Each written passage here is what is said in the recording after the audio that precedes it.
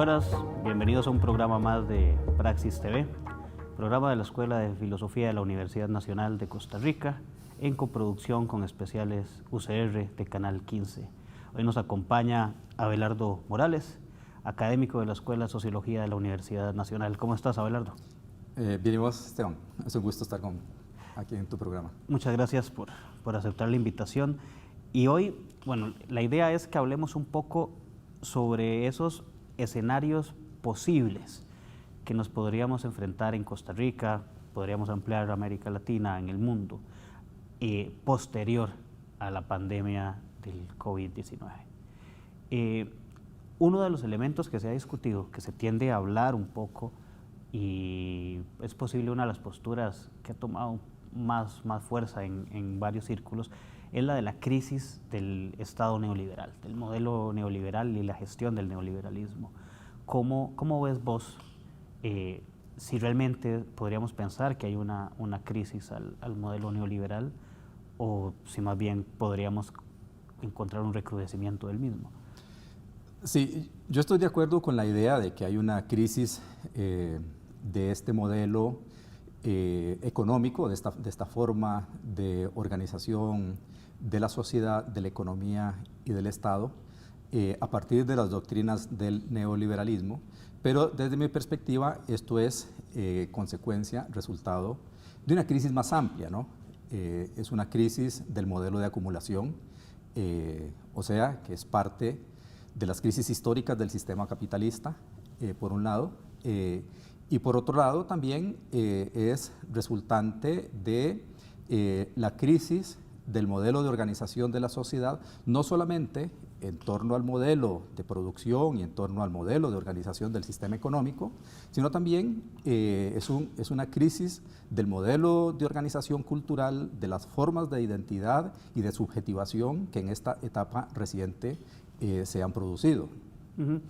Es importante ver, digamos, que tal vez el desgaste del mismo modelo neoliberal no nace con la crisis, ¿verdad? Hay relaciones de desigualdad social que se han ido gestando por muchos años y que parece que se hacen visibles con esto, pero que han estado ahí presentes, y que la vía de la privatización de tanto servicio esencial empieza a reflejarse.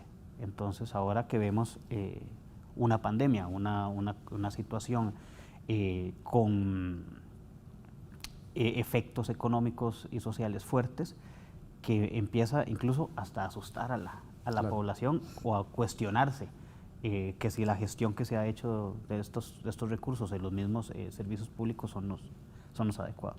Claro, ahí estábamos inmersos en un modelo de organización de la sociedad donde la economía, donde el modelo de acumulación del capital, el modelo de producción del capital comandaba otras esferas de la sociedad, ¿no? De la cultura, inclusive la investigación en tecnología, las innovaciones, la sociedad del consumo, el mercado. Y bueno, en la lógica tradicional, ¿verdad?, en los esquemas teóricos, pues se suponía que este sistema iba a entrar en una fase de crisis como resultado de su propia lógica. Lo que pasa es que ahora tenemos un elemento nuevo. La epidemia o la pandemia es un elemento externo al sistema económico, ¿no? O sea, es un elemento que viene de la naturaleza, de la naturaleza biológica del ser humano. Quizás podríamos decir es un producto de nuestra sociedad, pero que viene desde otra dimensión, desde otra esfera, y esto lo que hace es precipitar esta crisis del sistema económico, esta crisis del capitalismo, y por lo tanto esta crisis social. No es el origen de la crisis, pero le introduce a esta crisis una variable frente a la cual los elementos con los cuales el capitalismo había estado pensado, digamos, los parámetros tradicionales del capitalismo, no funcionan o no funcionaron para prever los impactos de esta crisis. Entonces, claro que frente a esto, el pensamiento económico, que ha sido el pensamiento hegemónico de estas últimas 3, 4 décadas, pues también es un pensamiento que se ha quedado corto, ¿no? O sea, el La interpretación, la conceptualización que desde la economía tradicional se ha venido haciendo de la crisis está muy alejado, muy lejos, primero, de las causas de la crisis, de la naturaleza de la crisis y de las consecuencias de la crisis. Por eso yo señalo, ¿verdad?, que los economistas que siguen adheridos a estas doctrinas deberían estudiar la sociedad, ¿no? Deberían estudiar el mundo, deberían estudiar la vida, porque es la sociedad, el mundo y la vida el causante de los hechos económicos, y no los hechos económicos no son los causantes de la vida, ni de la sociedad, ni del mundo.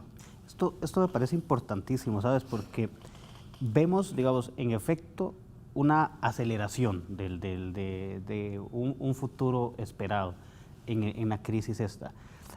Y vemos en algún momento, digamos, que una lectura económica no contemplaba a las personas, ¿verdad? Contemplaba los mercados, la relación, la importancia del capital estaba sobre la vida y la dignidad misma. Y ahora, por ejemplo, vemos, y casi con imágenes apocalípticas, cómo tantos países que se nos han presentado como modelos han tenido una pésima gestión del manejo de seguridad. La gente, cuerpos apilados, escenas incluso donde la misma gestión de la muerte no respeta ni tradiciones, no respeta nada, donde las personas no se puede ni siquiera despedir de sus muertos en algunos casos, y que es un elemento complementario de la vida de las personas, de la sociedad, de la dignidad humana. Y me parece importante esto que señalas a la hora de pensar, bueno, ¿qué se estaba pensando previamente a esta crisis, que si no hubiera sucedido tal cual está pasando, se seguiría reproduciendo un mismo modelo social que deja al ser humano en un segundo plano? Claro, yo creo que también no es solamente un problema, un límite al que ha llegado el pensamiento económico, sino también yo creo que lo que nos muestra, por ejemplo, la respuesta de algunos estados, inclusive la respuesta de algunas fuerzas políticas y grupos sociales, es que también las doctrinas políticas, el pensamiento político, o sea, hay una crisis ideológica. Aquí mismo lo presenciamos en Costa Rica, ¿no? Grupos parlamentarios que se adhieren a una serie de tesis que uno considera irracionales, ¿no? Primero porque no contemplan el riesgo, el peligro y la magnitud de la crisis epidemiológica, ¿no?, por un lado. Pero además, esas fuerzas políticas, aliadas con otras fuerzas sociales y otras fuerzas económicas, pretenden aprovechar esta coyuntura para profundizar los rasgos negativos de ese modelo que está en crisis. Claro.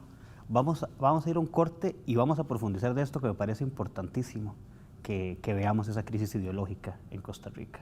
Ya volvemos a Praxis TV, coproducción de la Escuela de Filosofía de la Universidad Nacional y especiales UCR de Canal 15.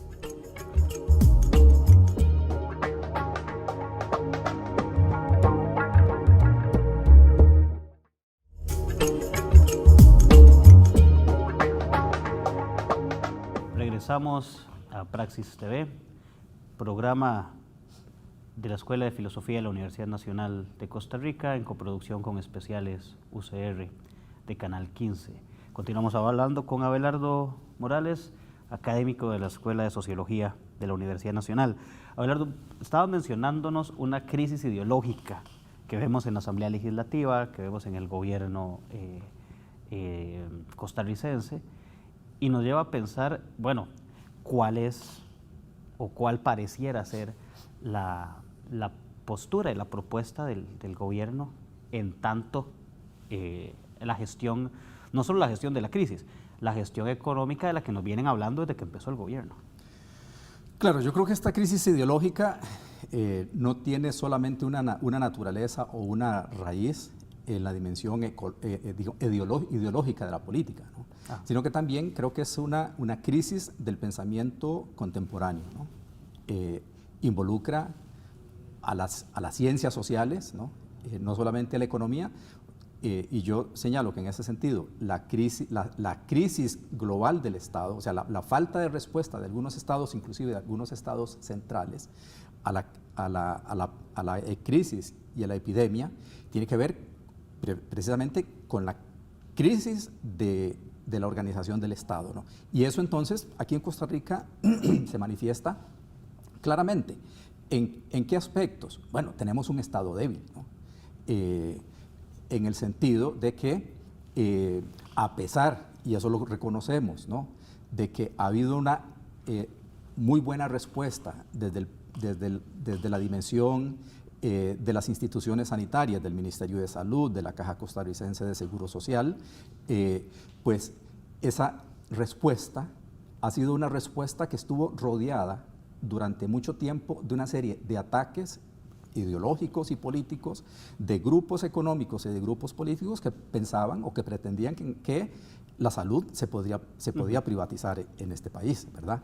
Entonces, yo creo que ahí esta crisis tiene que ver con un juego de tensiones, ¿verdad? Y la capacidad de producir pensamiento nuevo para dar respuestas nuevas a una situación nueva.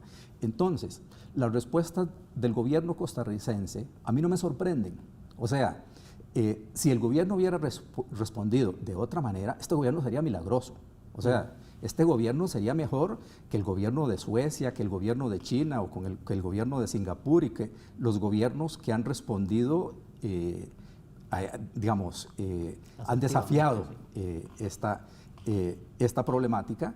Y yo pienso que pues aquí lo que tenemos, uno, es una limitada capacidad de respuesta del gobierno, que tiene que ver además con una limitada capacidad de respuesta política del sistema político, del sistema institucional. El Estado costarricense ha sido un Estado sometido y todavía, en el pasado, pero todavía sometido a la fuerte presión ideológica de que este es un Estado muy grande, que hay que recortar empleos públicos, que hay que recortar salarios, que hay que mandar profesores y funcionarios a la calle, porque hay que emparejar el desempleo. Esa es la lógica que tienen algunos de nuestros ilustres pensadores políticos, ¿verdad?, que están precisamente comandando el pensamiento doctrinario en los partidos políticos más grandes. Claro, yo veo ahí una cosa interesantísima, y es que la acusación de la no eficiencia de las instituciones públicas viene primada por un recorte al presupuesto de las mismas instituciones. Bien decía Chomsky en algún momento en Requiem por el sueño americano, mencionaba que una de las recetas para buscar la privatización es primero recortar y después mostrar que son ineficientes. Y eso es una forma que se ha gestionado o se han gestionado las instituciones públicas, o han sido gestionadas por los gobiernos previo a esto. Que aún así, que bien mencionas, aún así la Caja ha tenido una respuesta enorme. Sin embargo, por ejemplo, a mí me parece interesante pensar en el MEP. Me parece interesante pensar en el MEP y ver en algunos momentos que algunas de las críticas que se le hacen es que no todos los estudiantes tienen acceso a tecnología, no todos los estudiantes tienen acceso a esto, pero es que eso no es culpa del MEP. O sea, ¿cómo tenemos que cuestionarnos inicialmente que, ese acceso desigual a las tecnologías, al Internet y demás, tiene una raíz más profunda? No es que el MEP tenga un problema de gestión, porque la labor del MEP no es salir a repartir tablets para suplir este problema, porque además tampoco tiene el presupuesto o no se le aprueba nunca un presupuesto para poder gestionar esto. Y ahora se visibiliza, y me parece interesante que a veces lo mencionan y a veces no quieren mencionarlo, porque reflexionar de esto implica hablar un poco más sobre la desigualdad que ha engendrado la forma en que se ha gestionado los gobiernos previamente. Sí, y yo creo que en ese sentido es importante plantearnos hacia dónde vamos, ¿verdad? Que era tu pregunta inicial. Y yo creo que aquí en Costa Rica nos enfrentamos a varios caminos, ¿verdad? Pero hay varios caminos que están entre dos opciones. Continuamos profundizando esto que teníamos, retomamos algunas de las características de la forma de organización de la sociedad costarricense, cuáles de esas características, y yo creo que si hay algo que retomar, lo que hay que retomar en primer lugar es nuestro sistema de salud, pero nuestro sistema de salud universal y solidario, y también creo que las instituciones de protección social del Estado, aquellas que se han movilizado, que se han articulado para asistir a las personas en condiciones más vulnerables.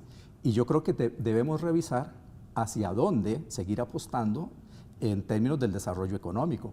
Es muy posible que haya que retomar las actividades de las cuales ha dependido la economía, la producción, el empleo y los salarios, pero hay que revisar si debemos seguir anclados, por ejemplo, al modelo de turismo que teníamos, que es un modelo de enclave, que reporta muy pocos beneficios redistributivos y distributivos en los territorios en los cuales se asienta. Guanacaste es una de las provincias más pobres y más desiguales del país, ¿no?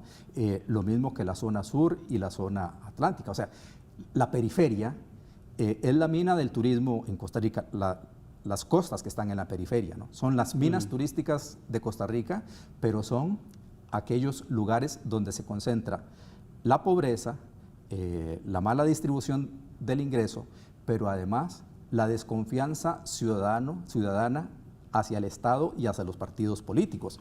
Los resultados de las últimas elecciones lo demostraron muy claramente, no de las elecciones municipales, sino de las elecciones nacionales. Sí, ahí vemos que me parece importante, antes de ir al siguiente corte, pensar, a ver, el abandono de las zonas costeras en el país, que además, curiosamente, al fin y al cabo tienen una inversión de turismo, pero parece que la inversión social queda corta. Hay como un abandono de las zonas costeras y que bien como lo mencionas, lo reclamaron simbólicamente en las elecciones anteriores. Vamos a una nueva pausa y ya regresamos a Praxis TV.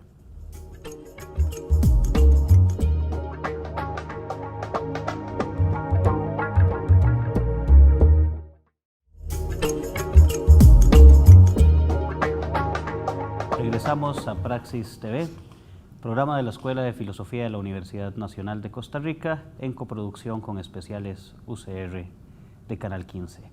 Continuamos conversando con Abelardo Morales, académico de la Escuela de Sociología de la Universidad Nacional. Abelardo, mencionaba sobre esta crisis, esos efectos que pueden caer en la periferia del país. Me parece importante mencionar esto, porque mucho de la atención puesta a la crisis económica que está desembocando el COVID está muy centralizada, está en el Valle Central de Costa Rica. No, como ya es costumbre casi pensar a Costa Rica solo dentro del gran área metropolitana y olvidarnos de las zonas costeras. Pero hay una afectación fuerte, bien mencionabas, en la pésima distribución de la riqueza que hay en las zonas periféricas del país, que ya es pésima en el país en general. El tema del turismo. Y bueno, ¿qué otros elementos son importantes mencionar, reflexionar en torno a esto en estas zonas del país? Claro, y en ese sentido, pues Costa Rica sigue siendo un país periférico en la acumulación global. O sea, que en el sistema mundo, nuestro pequeño territorio, pues es una partícula en un universo bastante complejo y por lo tanto, eso significa que somos una sociedad, una economía, una nación bastante vulnerable a los vaivenes, a los efectos que tiene cualquier crisis, y en esta crisis se ha notado. Y ahí entonces yo rescato un elemento, ¿verdad? Pese a nuestra condición periférica, Costa Rica también ha tenido una buena imagen, se ha sabido proyectar en términos de la respuesta a la epidemia, y hay un reconocimiento internacional a esto. Pero esta imagen no nos debe llevar a invisibilizar un conjunto de situaciones que tenemos a nivel interno, e inclusive pensar en el retorno, en el momento del retorno, tampoco nos debe llevarnos a olvidar que el retorno no va a ser igual, el regreso, la normalidad no va a ser igual para todos, para todas y todos los costarricenses.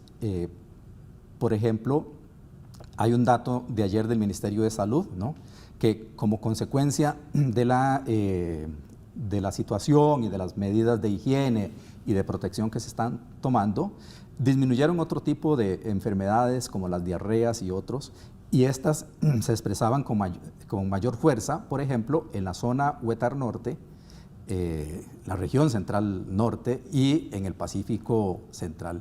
O sea que ahí hay un dato importante de que las zonas costeras son vulnerables a las epidemias, ¿no? Por ejemplo, el dengue, donde está causando y ha causado mayores estragos, ha sido en las zonas costeras. Entonces, yo creo que no solamente debemos pensar en el modelo de reactivación económica, sino en el modelo de distribución económica. Y aquí yo creo que hay un elemento que es fundamental. Esto pasa por revisar el dogma fiscal. Hay una adhesión casi enajenada a que el problema o la crisis la origina el gasto del Estado, el tamaño del Estado, el costo que el Estado le significa a los costarricenses, ¿no? Pero lo que no hemos mirado, ¿verdad?, es cuál es la contribución de cada uno de los sectores de la sociedad y en este sentido de cada una de las fuerzas económicas, no al mantenimiento del Estado, porque el Estado no es una unidad en sí, por sí misma, es cuánto cuesta a las distintas fuerzas económicas, a los grupos empresariales, a los trabajadores, a los productores, el mantenimiento de este modelo de sociedad. O sea, si este modelo que tenemos, sistema de salud, instituciones de protección social, IMAS y otras instituciones, han sabido responder, ha sido porque lo supimos financiar y porque a pesar de las presiones que hay en su contra, este modelo ha sobrevivido y en esa sobrevivencia se han logrado introducir algunas respuestas que hasta el momento han logrado mantener la crisis y la situación, pero no sabemos hacia dónde vamos, ¿no? Sí, a ver, ahí hay una cosa importante, porque son muchos los temas que empiezan a surgir. Si vemos, respecto a opinión pública, hay una aprobación casi mayoritaria de la gestión de salud que se ha hecho. Incluso vemos reflejado en redes sociales o en algunas posiciones de la gente una defensa de una institucionalidad que ha sido atacada, ¿verdad?, constantemente en los años anteriores. Bueno, también se puede pensar que ese amorío hacia el sector público puede ser temporal. En el momento que esto pase, podría volver a venir una oleada de ataques que podrían volcar la opinión pública en contra. Y pensando en estos escenarios, sería bueno pensar, ¿será posible que posterior a esto el Estado costarricense pueda volver a invertir, a inyectar dinero a las instituciones públicas, o será que habrá un ataque potente para evitar que esto suceda? Ya el ataque existe. O sea, de hecho, inclusive subrepticiamente uno lo ve en algunos noticieros de televisión, editoriales del diario dominante de este país, grupos que se han estado manifestando. O sea, y ya yo lo decía antes, o sea, hay fuerzas políticas, ideológicas y económicas que quieren aprovechar esta crisis para profundizar aquellos aspectos del modelo que entraron en crisis, ¿no? Entonces, ahí yo creo que es importante, ¿no?, la capacidad que puedan tener otros grupos de la sociedad, y en ese sentido yo creo que es importantísimo el papel de las universidades. O sea, que dejemos de ser centros de reproducción de discursos tradicionales y empecemos a producir pensamiento nuevo, empecemos a reflexionar, a proponer vías alternativas, que estudiemos qué ha sucedido. Y yo creo que aquí hay un dato para quienes nos gusta la sociología y la antropología, este resurgimiento de redes de solidaridad social en muy distintos ámbitos frente a la crisis es muy importante porque son manifestaciones de muy diversa naturaleza que nos están evidenciando el retorno de la sociedad. O sea, la sociedad está de regreso, dándole respuestas a la crisis. Y eso yo creo que hay que mirarlo con otros ojos, ¿no? Claro. Bueno, este papel de las universidades me parece importantísimo y es un elemento más a discutir. Bueno, lástima que nos quedamos un poco cortos de tiempo porque deberíamos hacer un segundo programa, Abelardo. Pero bueno, muchas gracias por acompañarnos. Esto fue Praxis TV, programa de la Escuela de Filosofía de la Universidad Nacional de Costa Rica en coproducción con Especiales UCR de Canal 15. Abelardo, muchísimas gracias por estar con nosotros. Hasta la próxima.